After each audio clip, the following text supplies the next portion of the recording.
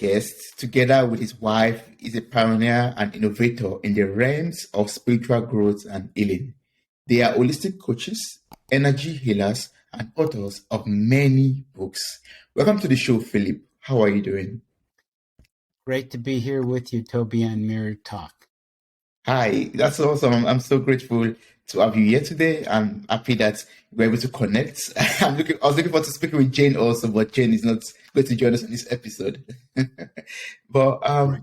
yes, so I just want you to tell us a little bit about your life, career, and spiritual journey so far. Like I know you are into, spiritual growth and healing. What inspired you and your wife to go into this journey of spiritual growth and healing?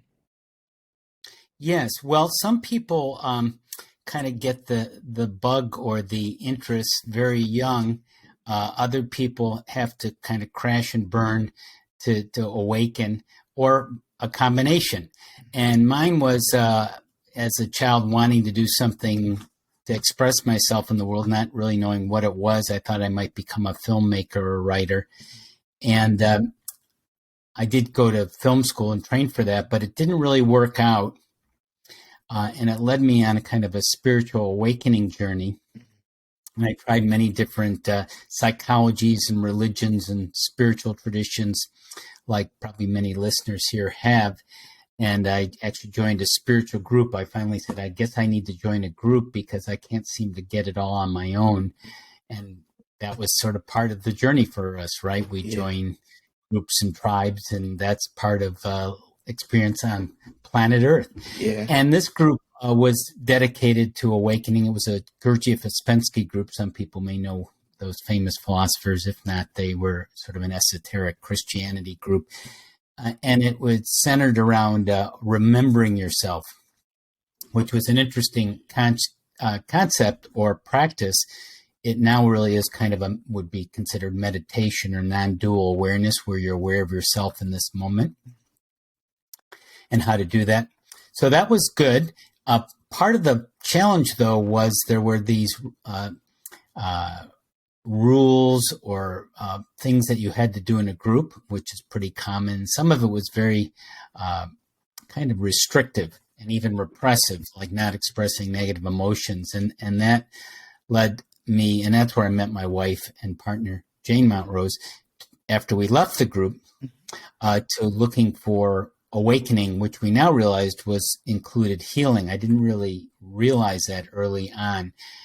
And a lot of people don't. They just think it's bringing more light into the world, being a brighter light, connecting with God and Source. And that is true too. But without this missing piece, you are limited in how far you can go. Mm-hmm.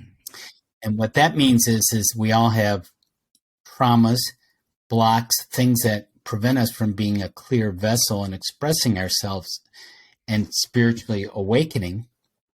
And that's why sometimes we need these challenging experiences, disease, illnesses, accidents, misfortunes, losses, and such traumas, which everyone has.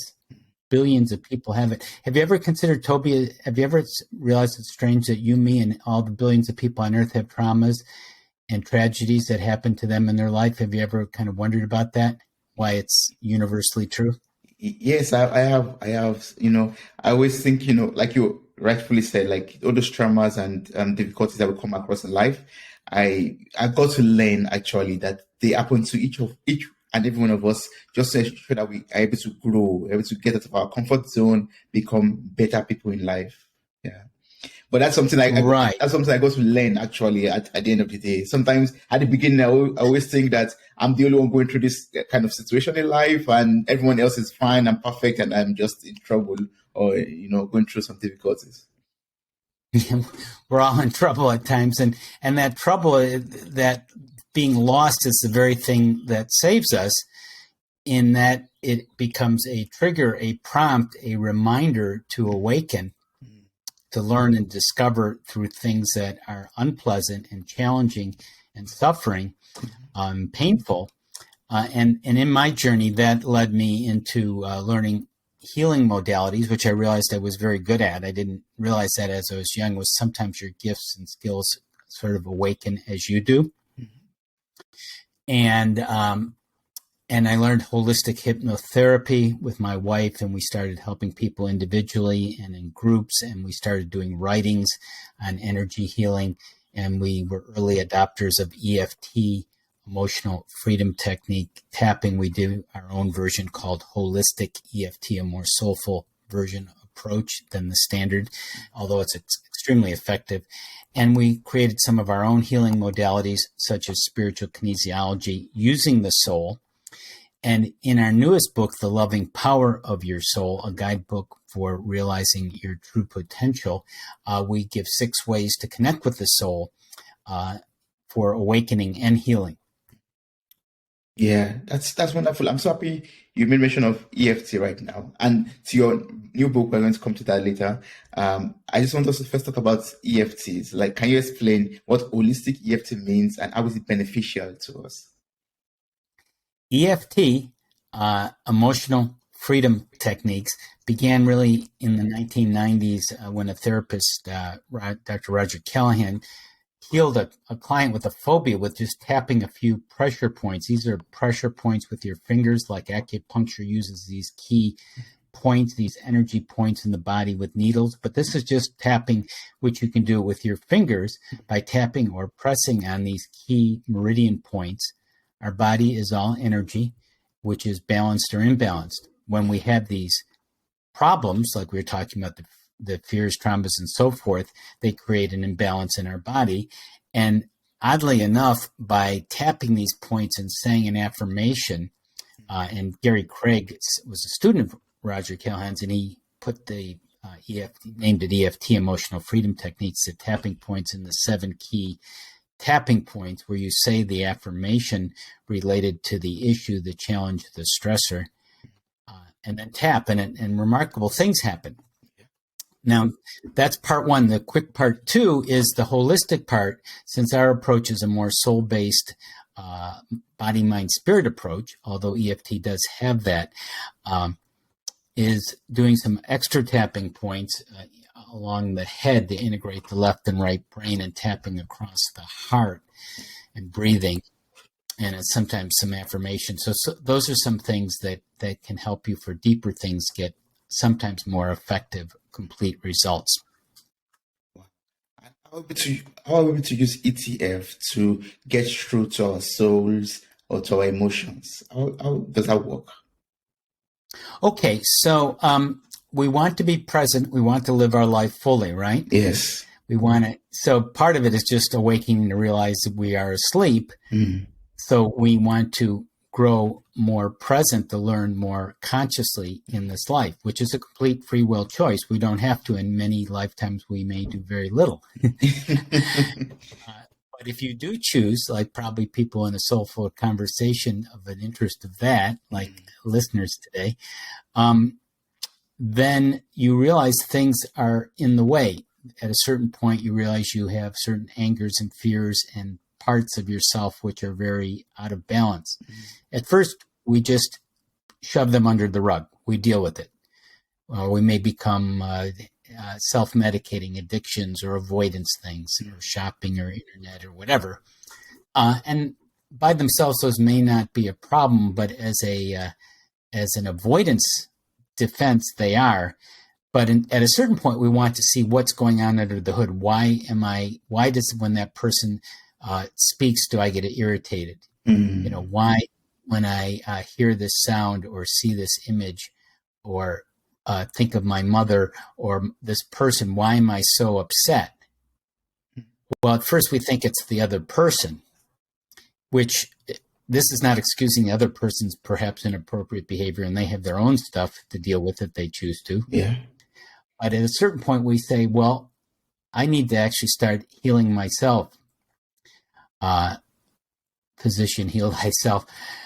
So that's where EFT, which is one of the methods of healing, comes in. And when you connect that with your soul consciously, like we do, then it really optimizes how much awareness and how much spiritual growth you can get by doing that kind of healing, that energy healing. And you need to do it sooner or later, one way or another. EFT and spiritual kinesiology are very effective ways that we teach and use. Wow. Wow, that's so amazing. I mean, there are a lot of things that one could do to assess one's heart and soul to, get freedom from all those, burdens that we have in our lives or traumas that we have in our lives. And holistic EFT is very helpful in that regard. So, yeah. But it's not saying, EFT is not what thing I want to look into to assess my soul.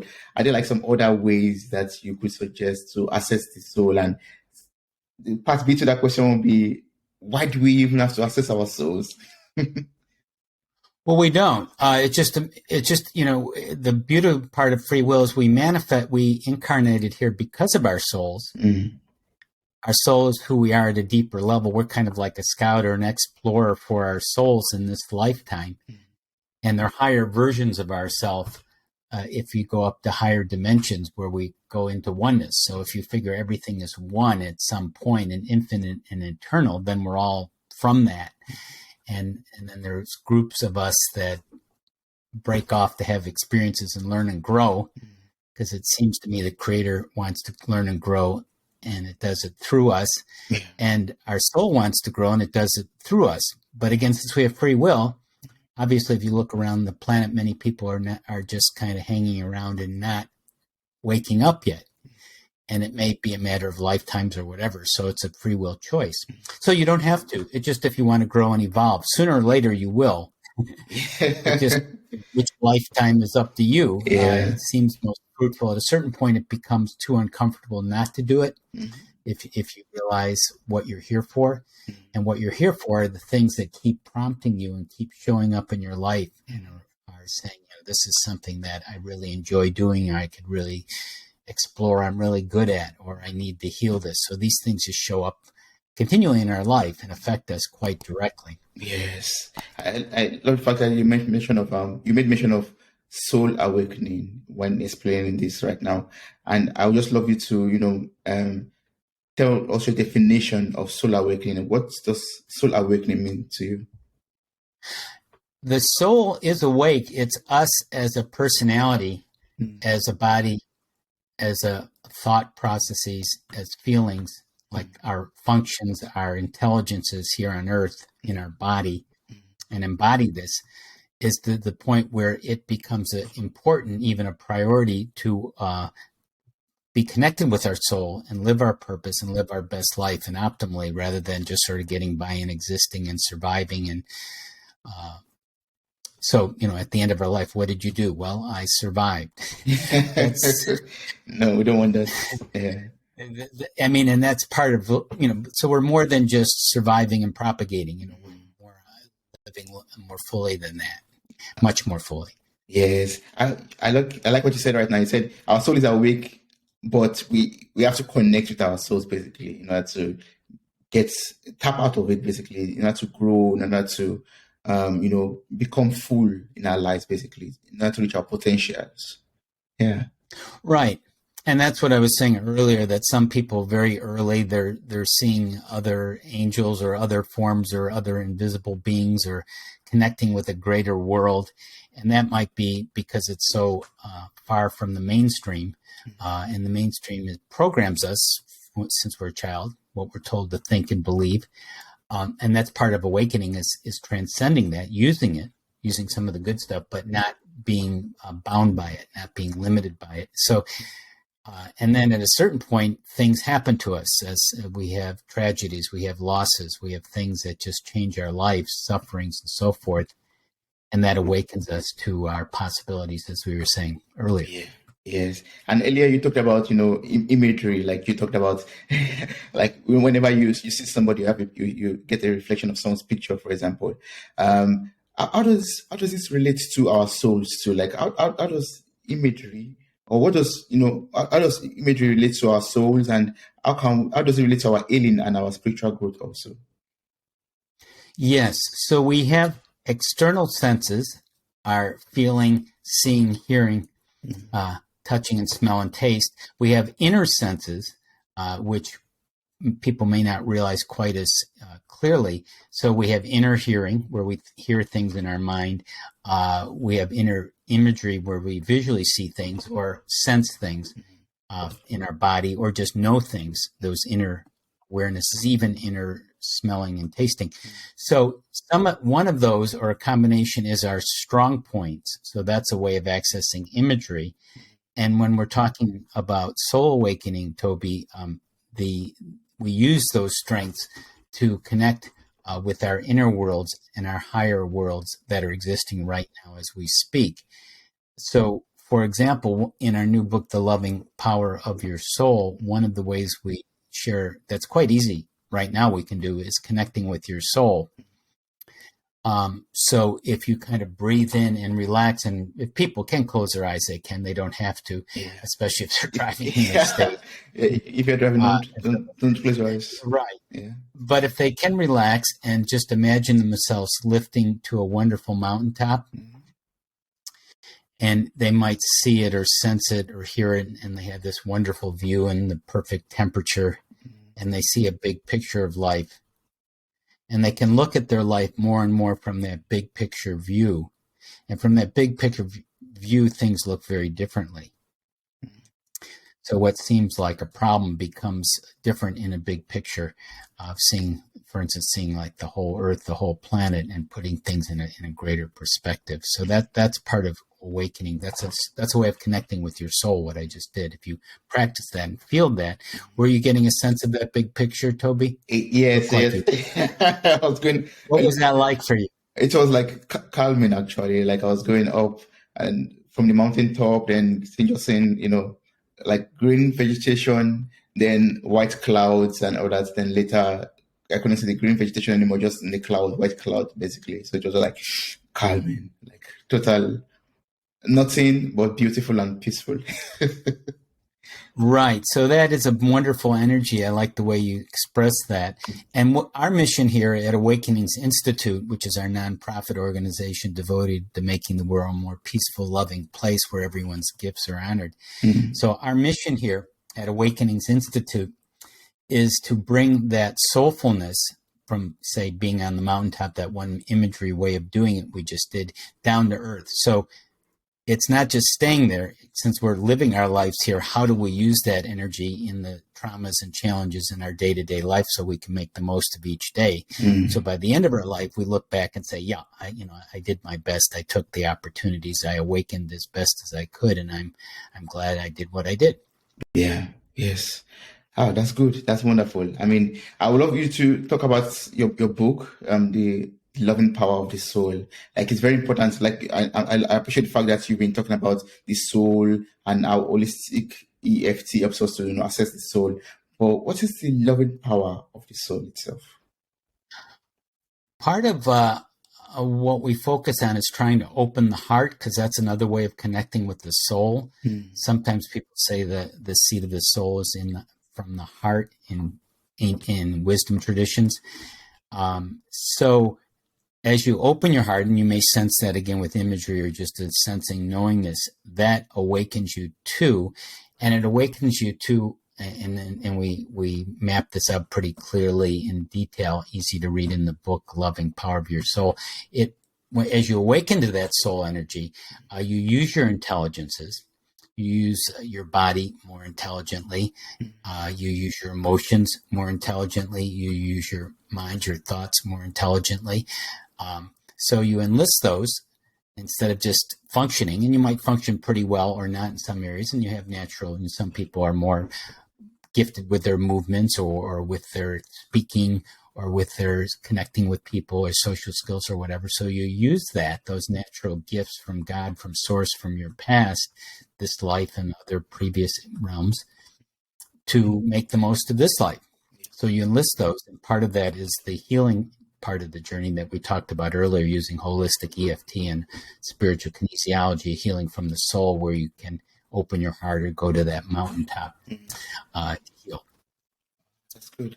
And once we're able to access all of this wonderfulness that we get from, being in connection with our souls, do you think we're going to be able to realize our true purpose in life, like our true essence of being here on earth? Yes. Well, first of all, it's identifying it, which has to do with the things that you're good at using. So if you're good at being a podcaster, for example, or if you're good at researching, or if you're good at serving people or healing people or teaching people, whatever those gifts are, you have them and you use them. This is pretty common sense to help the world. And how you want to help the world. Do you want the world to be more peaceful, more collaborative, more prosperous, or whatever words really resonate with you? So that is a map. And when you do that every day, then you're living your purpose. Yeah. Oh, good. And once we're able to tap into our purpose, then we're able to have a much more, happier life, basically. Would you say that? A much more joyful life, yeah. Yes, you're going to have a lot more joy and peace and love and inspiration and creativity and fun too. Yes. I would love you to tell me a little bit about our life itself. Like now we've been able to tap into our souls and now we're able to access all of the benefits. Like we are healed already. We've gotten to know about holistic EFTs. We are making use of it to become better people. And now we are living in a part of our purpose fulfillment. Now, I would love us to talk about life as itself. Like, how can we approach life as an amazing adventure? Like, how can we wake up every day and see life as an amazing adventure, as a beautiful experience? Yeah. So, what you want to position yourself as a creator rather than a victim. We actually wrote our previous book was called The Ultimate Paradigm Shift, and that's all about living your life as a creator rather than things just happening to you and being at the mercy of events. Now, some things you can and can't control. That's true. And that's good to recognize that. In fact, that's an important recognition so you don't spin your wheels on things that you can't really change. So taking charge of your life as opposed to trying to, on the one hand, control people or control things you can't control, be controlling, or on the other hand, be kind of a pleaser, conformist. So taking charge means coming from a soulful place, a loving place, a connected place, a place of being in the moment, of using your gifts. So that's taking a charge of life. When you're doing that, that will lead you into adventure because you're doing things you love, enjoy, attracting like-minded people and people in places that you are of service and can help. Yeah, that's good. So every day we could wake up and have that fullness, basically. Or I don't know. I'm making use of fullness a lot in this episode, but we can have that that completeness basically in our lives because we wake up every day and we see that yes, life is going to bring a lot of opportunities our way today, a lot of things to do, which will keep us excited basically about every day or every hour. Right.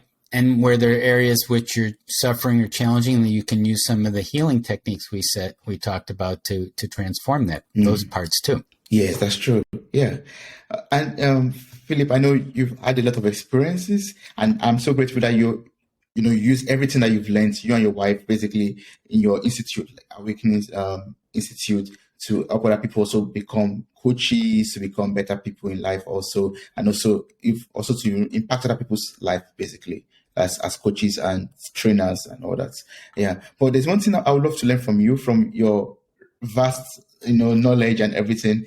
Nowadays we have a lot of technology and we have a lot of science and a lot of things that we could try out, but we still suffer from burnout, we suffer from anxiety, we suffer from depression, we suffer from all of these things that we don't like, basically.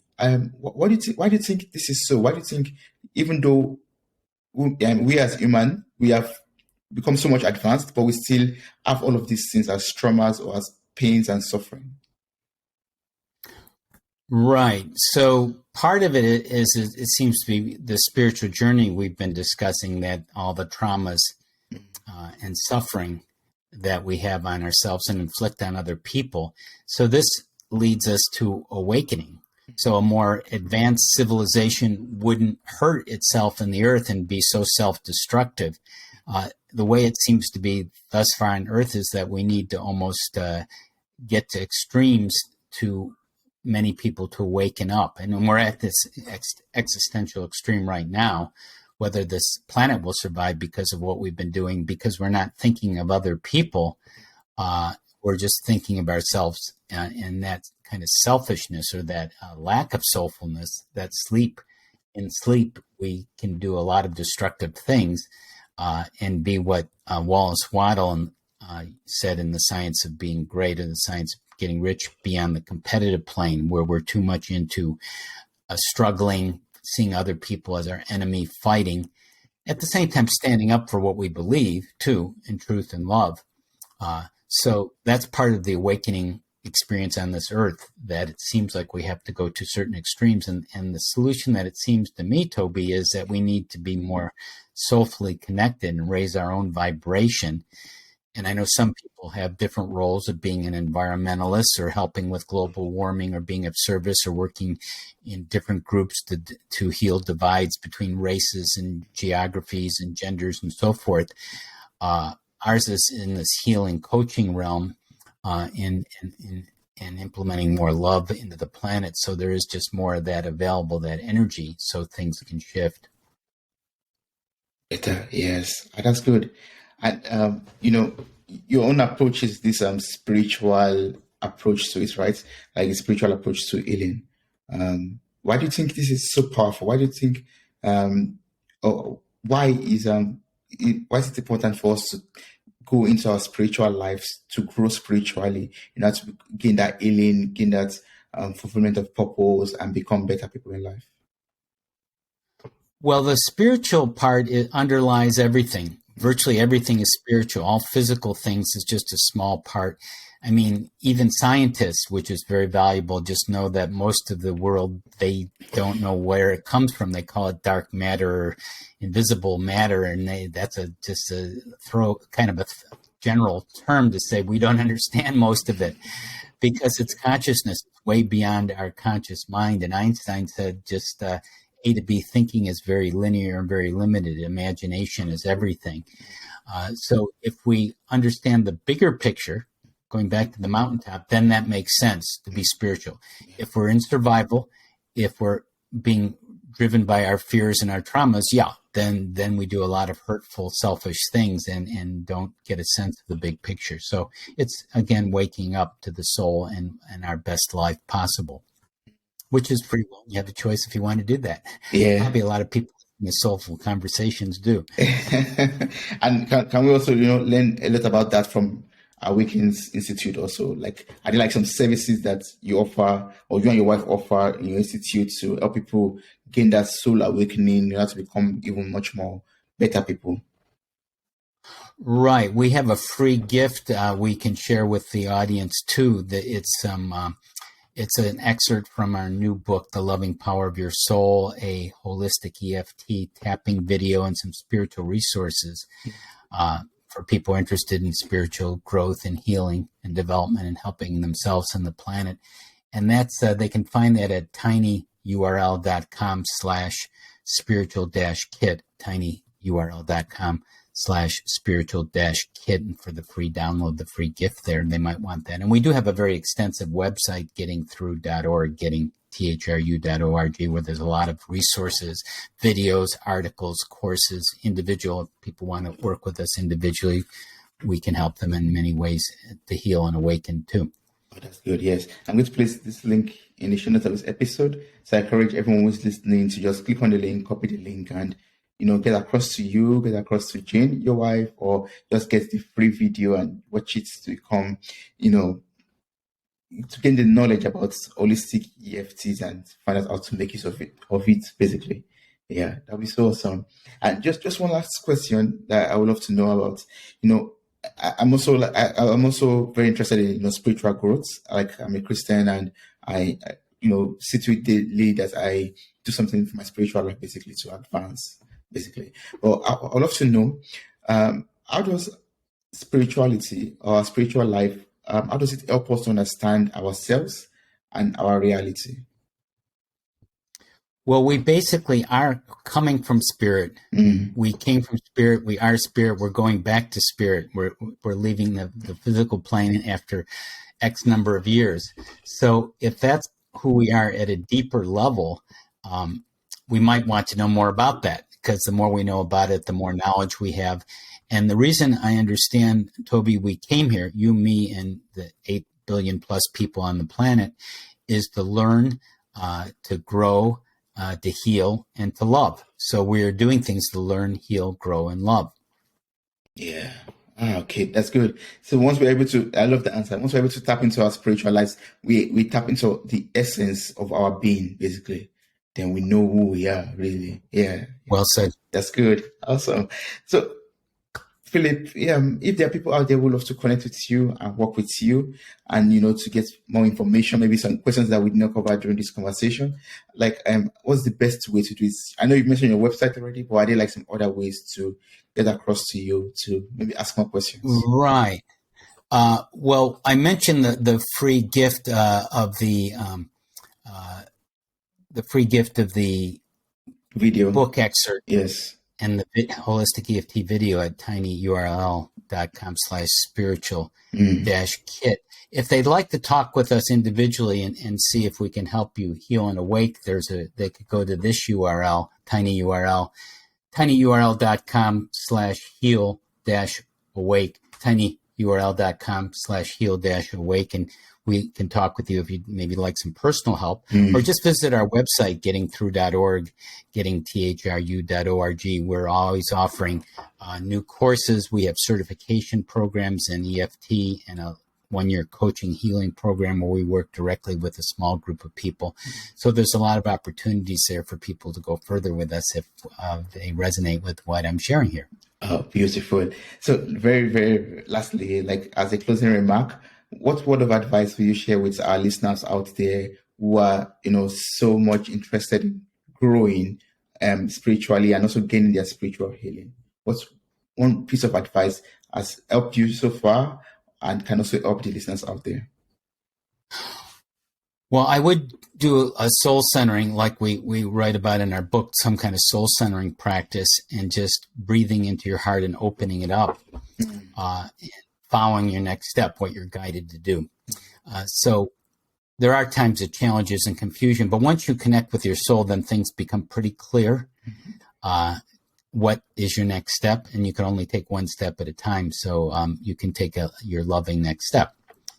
Awesome. Thank you so much, Philip. I really appreciate this. This was so wonderful, learning so much about holistic EFT, accessing the soul and why it's important for us to do that, and also talking about life itself and everything combines together to form who we are and our spiritual beings. It's so awesome learning all of this from you. Thank you so much, Philip. Thank you.